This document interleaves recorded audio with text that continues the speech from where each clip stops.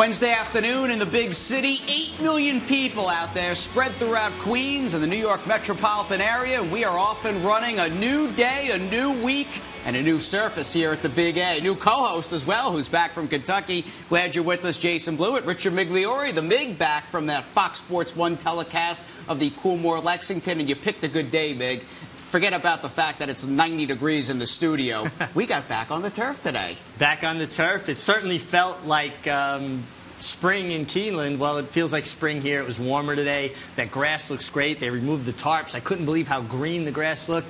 And turf racing, always exciting. And a couple of the races today sure delivered on that. And the magic number, just 10. In fact, 10 full cards, including today, before we pack up shop and get over to beautiful Belmont Park. Believe it or not, opening day over at the Taj Mahal 2 weeks from today. It's starting to look and feel like spring in the Big Apple. And on that note, we talk about perhaps the best horse in training, maybe in the world, certainly the best dirt horse, that is Shared Belief, who is entered at Charlestown. Race number 12 Saturday night, the $1.5 million Charlestown Classic. And he's a very strong favorite, and deservedly so. I have some reservations about Charlestown for this horse. I don't think he runs the turns as well as he does the straightaways. He's going to have to run around 3 turns there at Charlestown. So there is some concern as far as I'm concerned with that. But it's not really a tremendously tough field. You've got Moreno, who could be lone speed, except there's a horse named Warrior of the Roses there that also has kind of sprint speed. So if he goes with Moreno, it's just going to make Shared Belief's life a lot easier because Mike Smith should sit the perfect trip. And like you said, he's arguably the best horse in the world, certainly on the dirt right We now. wish him a safe trip. Hopefully he runs well down at Charlestown. I'm sure they'll get a good local crowd to see the best horse in the United States, and we hope that sets Shared Belief up for a big run Belmont Stakes Day in the $1.5 million Metropolitan Handicap. From the best older horse in training who didn't run in last year's Triple Crown races to a couple of 3-year-olds who have got their sights set on the Kentucky Derby. Rick Blewitt Jr. had to cancel a breeze last weekend with Upstart, who had a slight temperature and a bit of a ruddy nose, but it sounds like he's doing okay at this point. Yeah, actually, I spoke with Rick at length this morning. The horse went back to the track today. He galloped. He said the good news is they caught it, the temperature, before they took him to the track, which could have stressed him out and really made it a bigger problem than it was. He said under the circumstances, it was the best case scenario. They caught it early enough. It's 3 weeks out. He's scheduled to work Saturday. Of course, the fear is that the stressing him then could make something worse, but they feel like they have it under control. He says the horse's energy is good. His appetite is good. His coat is great. He's dappled out. He doesn't think it's going to be a big deal. He belongs in that Kentucky Derby cast, and the plans, if all things go according to plan, the plans are to ship the horse Tuesday of Derby week. Do you like the fact that with this little bug, let's call it, that he had, that he'll actually just be able to chill out and stay at Palm Meadows before going to Kentucky? Yeah, absolutely. It gives him more opportunity. You don't want to stress him more. It gives him more opportunity to settle down and whatever he's been bugged with to kind of dissipate and go away for sure. So he'll have 2 more works and a 2-minute lick at his Florida training base. But he's a very, very talented horse.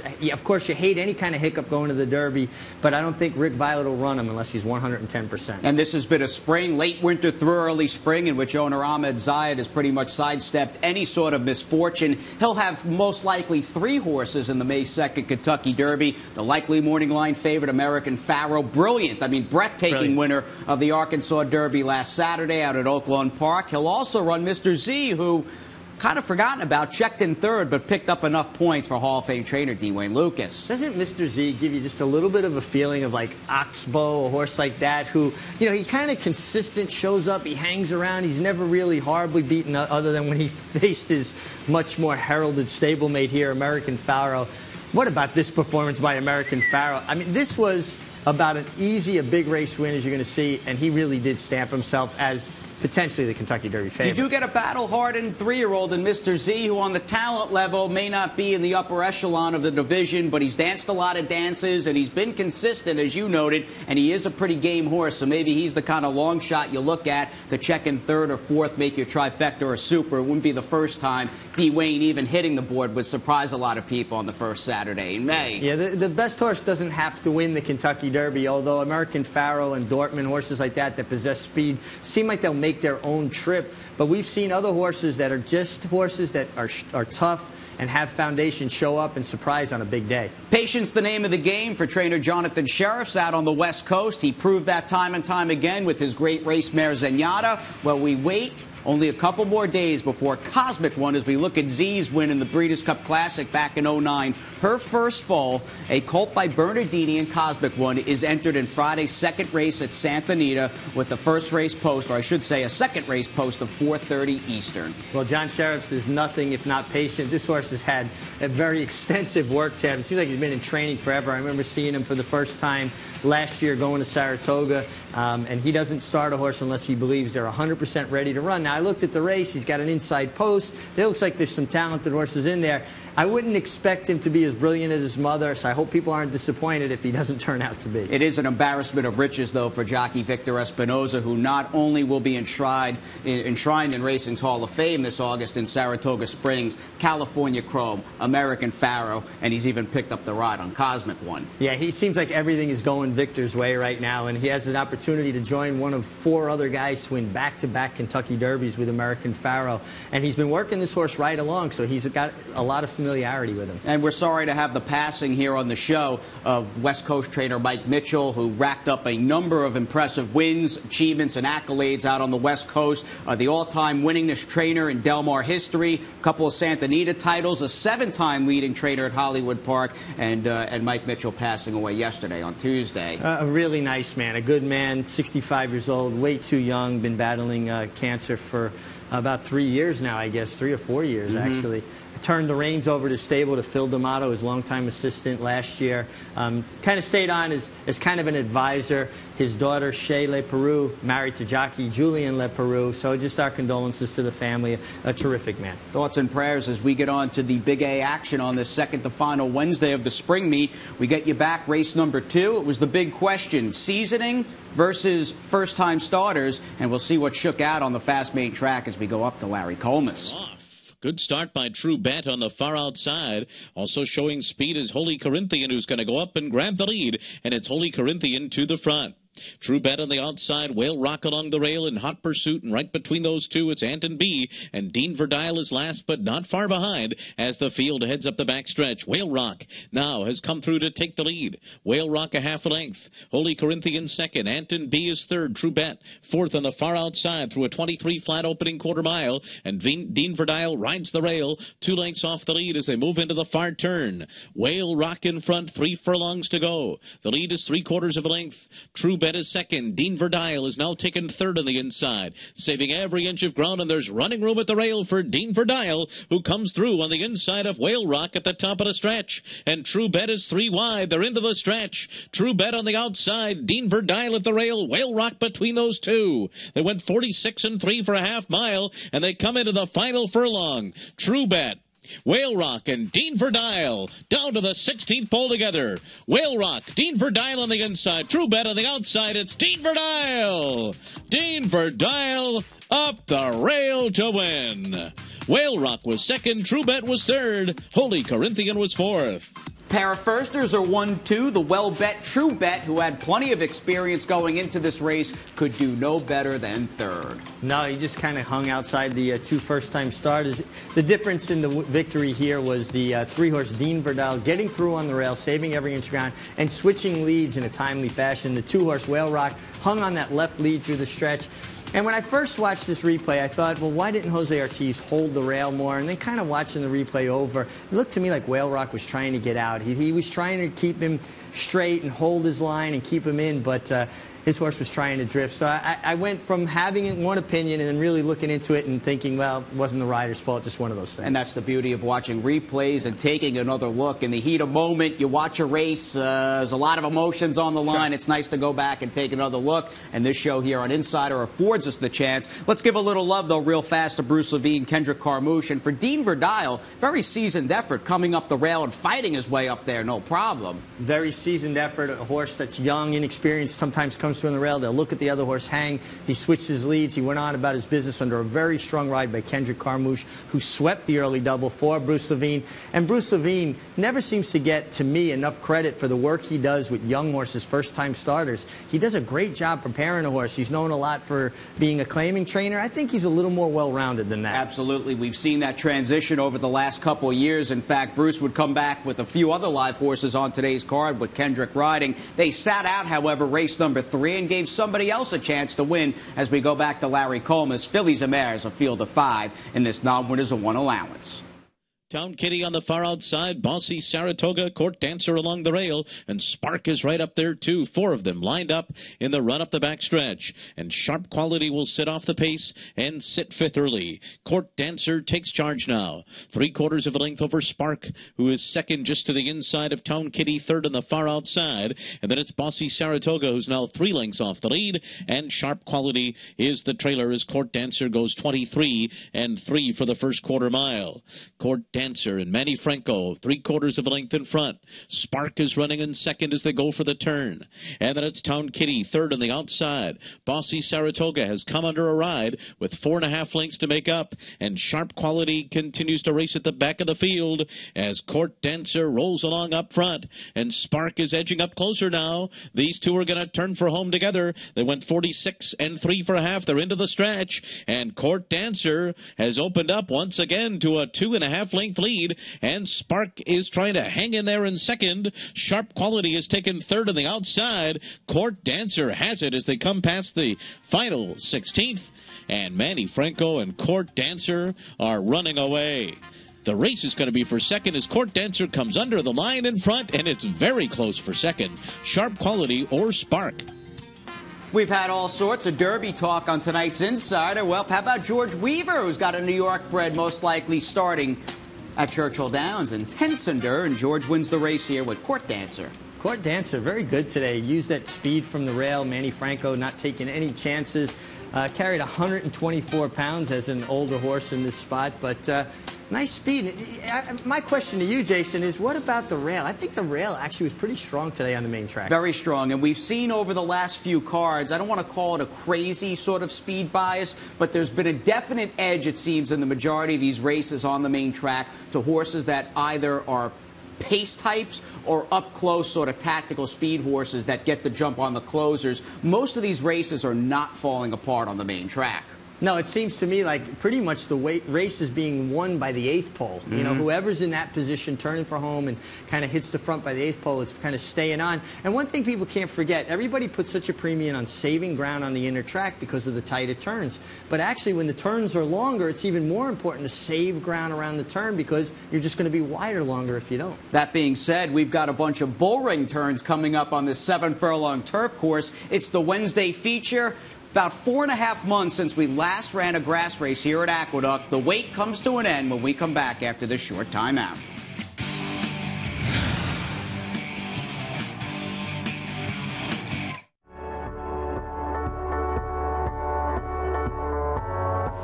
Beautiful Belmont Park, Big Red, winner of the 1973 Triple Crown and Belmont Stakes, and we do it all again as far as writing a new chapter in the history of the Taj Mahal of North American racing starting Wednesday, April 29th. Of course, the summer place to be is upstate at Saratoga, but summer starts here with the 147th running of the Belmont Stakes and the opening of beautiful Belmont Park 2 weeks from today on Wednesday, April 29th. It's always exciting. I tell you, I always liken it to opening day at Yankee Stadium. Walk up that ramp, take a look at that beautiful turf course, and just know what you have in store for you. Great racing through Belmont, and then, of course, the spa. Turf, a big part of the game at Belmont Park, as you noted. It'll be a big part of the game for the remainder of this spring meet, and that is evident as we go to Wednesday's feature. Larry Comas with the call of this field of 6.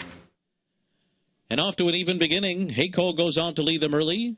On the outside comes Barrel of Love. And then it's Smooth Daddy down toward the inside. Bad Hombre is now going up on the far outside to be close to the pace. And they're being followed by Black Type, who sits back running 5th early on. 5 lengths off the lead, just ahead of Idle American, who just lingers along at the back of the field as Hayco, a long shot, takes them into that first turn in front. Heiko, the leader, on top a length and a half. Barrel of Love on the outside second. Smooth Daddy is running in third. The opening quarter mile goes in 25 1/5 seconds.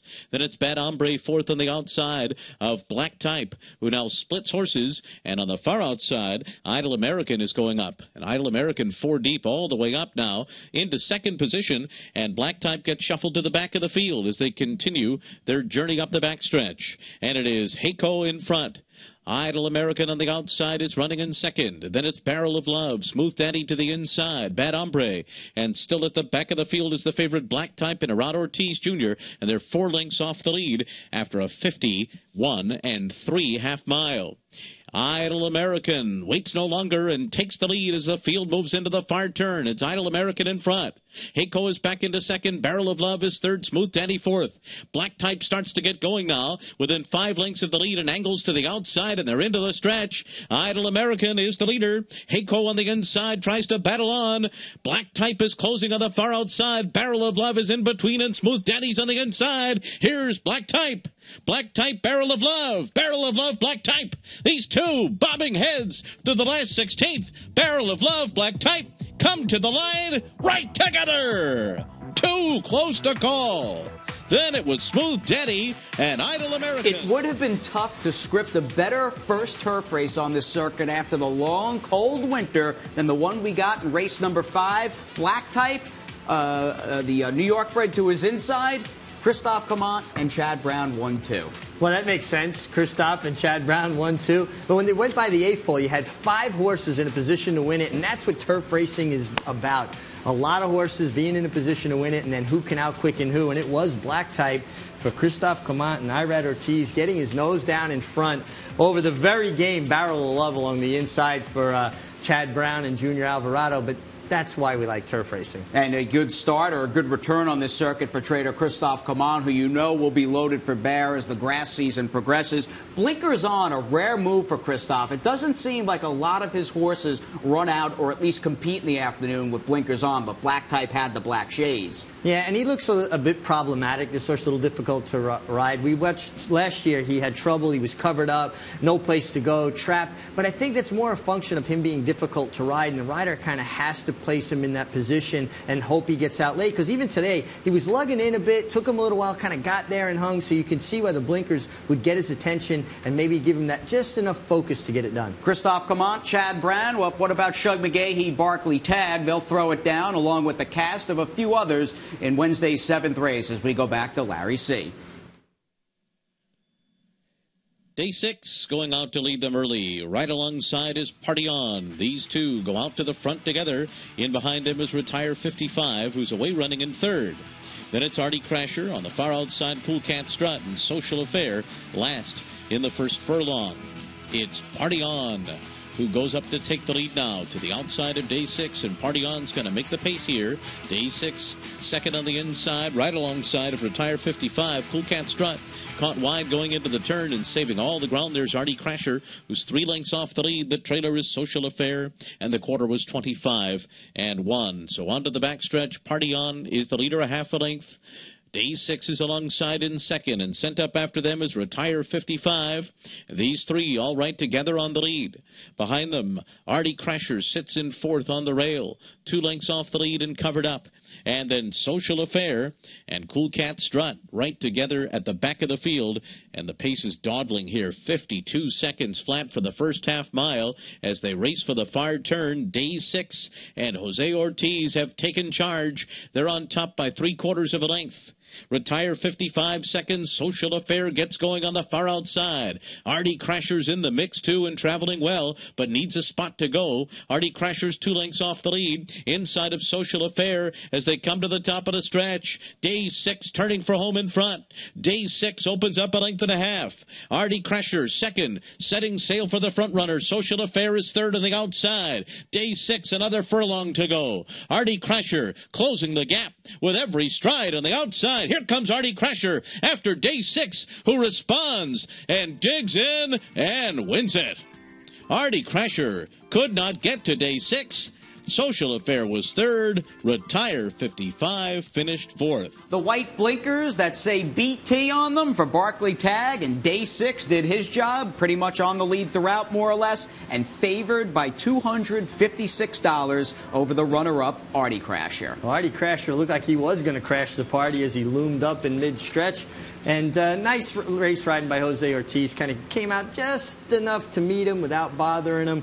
And I like that he was aggressive, Jose Ortiz, on Day 6. He's coming out of races that were a lot faster paces than this one. And he let his horse get comfortable, and he did the rest. Good to see Barclay Tagg in the winner's circle. Decades of excellence with Barclay Tagg. World-class horseman, won 2/3 of the Triple Crown a little over 10 years ago with the state-bred gelding Funny Side. Does a great job with those turf horses. And looking at any given Saturday real fast, the sire of this horse went back, look at the 07 Kentucky Derby chart, and I gather a recollection, or at least a retrospective view of the 07 crop when looking at the best 3-year-olds that are about to run to the Kentucky Derby. Well, I think that was a terrific crop that year. If you think about, I guess it was Street Sense. Hard spun. I mean, this was a really, but I think this year could go down as a good a crop as, let's say, 1959 with horses like Gallant Man and Bold Ruler and Round Table. And this history will bear this out or not, but it sure feels like this year's Derby could be special. 2.5 weeks out from the first Saturday in May. It's hard to believe, but it is the case. And we get on to a few other select highlights on this Wednesday card. The penultimate Wednesday, the calls of 1, 4, 6, 8, and 9 as we go back to Larry. In the race, third and cutting the corner on the inside. They're into the stretch, and it is 2:17 in front by 2 coming down to the 8th pole. Campion Lane and Celtic Fighter are heads apart, second and third, and now Campion Lane edges away from Celtic Fighter as 2:17 pulls away from all of them. 2:17, and Kendra Carmouche strolling home, an easy winner of the opener. Going to score by about 6 in the end over Campion Lane, and Celtic Fighter was third. Top of the stretch, David Rocks shakes away. Now leads the way by 2 over Polar Axis and Can't Catch Jack on the outside. After that comes Fit to Keep. They went 46 3 1/2. It's David Rocks at the rail, but here's Fit to Keep. And Fit to Keep runs on by. Fit to Keep pulling away from David Rocks. Late speed from Hunter Gray. It's going to be Fit to Keep. Hunter Gray gets second. David Rocks held third. 30% was fourth. Charging up on the inside of El Viejo Verde and alongside of Bowled Over after a 46 2/2 mile. And here's Scorpion's Touch to take the lead. El Viejo Verde goes right with him. Bowled Over is dropped back. Limerick Lightning's in contention and is on the outside. Now it's El Viejo Verde and Limerick Lightning. Scorpion's Touch is dropped back. Suspicious Mind closing on the far outside. Limerick Lightning, Suspicious Mind. Limerick Lightning in front on the wire from Suspicious Mind. El Viejo Verde was third. And coming toward the top of the stretch, Your Move. Turning for home in front, Liberty Fuse to the outside second. A 46 2/2 mile. Pura Vida Zen is now squeezing through in between those two as they come to the final furlong. And Tardy to the Party is gaining ground on the far outside. Here's Pura Vida Zen. Liberty Fuse, the entry 1-2 as they come down to the line. Pura Vida Zen has the lead. Pura Vida Zen to beat Liberty Fuse. And then it was Tardy to the Party, followed by Your Move and My Donna Jean. To roll and swings up on the far outside. They're into the stretch. Crescent Street, Alexis Spirit, Plundering is 2.5 lengths behind them. Hush Hush Mush Mush with plenty of work to do. Then Mangold and Convert between horses. It's now Alexis Spirit who comes running for home. Alexis Spirit a 2.5 length lead. Hush Hush Mush Mush on the outside of Plundering, but it's going to be Alexis Spirit to win it. Hush Hush Mush Mush second. Plundering was third. Convert was fourth. Congrats, Philly, in the nightcap for trainer Peter Pugh. Luis Saez, who's ridden well all year long, won a lot of races at Gulfstream Park, and he has not missed a beat so far since coming back to Queens at the Big A. No, just a really nice young rider, a kid that obviously had great success, won a Travers, but he keeps continually building that success. Got a good agent in Richard DePass, and they seem to make a good combination. And seems to be building up some local business before some of the other high-profile riders get back to the circuit who are currently competing day in and day out at Keeneland. Now, Steve Kosaris isn't at Keeneland. He's right here at Aqueduct, and he, as we take out our trusty pair of binoculars like the Aqueduct Railbirds, wound up running 1-2 in today's 8th race. Pura Vida Zen and Liberty Fuse. Well, there's your Stevie K exacta in the 8th. and horses that he owns a piece of as well, owner, trainer, in partnership. But Steve is just a terrific horseman, very consistent, gets it done. And Pure Vita Zen came up the inside to run down her stablemate Liberty Fuse, but nice to run 1-2 in the feature. 7-year-old mare by Johannesburg, real tough, 13 for 42 lifetime, 9 second-place finishes. She loves to show up, she runs hard, and more often than not, she seems to win a race, and today proved that. Rider standings with a Wednesday down. In fact, one Wednesday remains here at Aqueduct. Angel Cruz, the 19-year-old phenom, well, he's your leading rider with 15, but a few different guys actually had 2 win days today. Yeah, well, he's not in a safe zone yet. Jose Ortiz is going to have something to say about the leading rider title, but Angel Cruz has been riding so good. He's been so impressive. He had that spill the other day, bounced right back. You got to like how he rides, but you also got to like his test of fortitude. And maybe the biggest upset of all, both here at the Big A and over at Keeneland, Keir McLaughlin. Horses ran well. I don't think he won a race, though, at either track, and he's got 5 wins, 3 behind leading trainer David Jacobson. Talking about Kieran, all the trainer can do is get them there. Then you got to have racing luck, too. And there wasn't much activity in the Wednesday claim box. Neil Teresiano taking Campion Lane, well beaten, but second in today's first race for $16,000. As we send it to break, we've got a Thursday preview coming up. No double pick 6 carryover, and a bombs away 8th race exacta.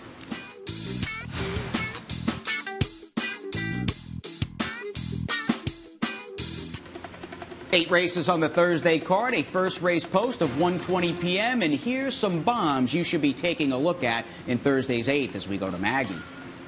Thanks, guys. Well, today's Paddock Insider, got to take a look at a turf race, and it is tomorrow's 8th race. I'm going to do my kind of long price exacta, and first start with number 2 in here. That's Lucky Foursome, who does take that drop in class to the maiden claiming ranks, and he's faced some very nice New York breds in his first 3 efforts, albeit he hasn't run very well. He, to me, looks like a turf horse. His dam was very good on the turf as well. And while she hasn't produced much, I think in the hands of Jimmy Jerkins, a switch of surface might help this one out. The other one on the outside is number 12 in here. That is Purim Party, who will go first time out for George Weaver. I love the work that George does. And kind of looking back at this horse last year, he was just a big, gangly 2-year-old.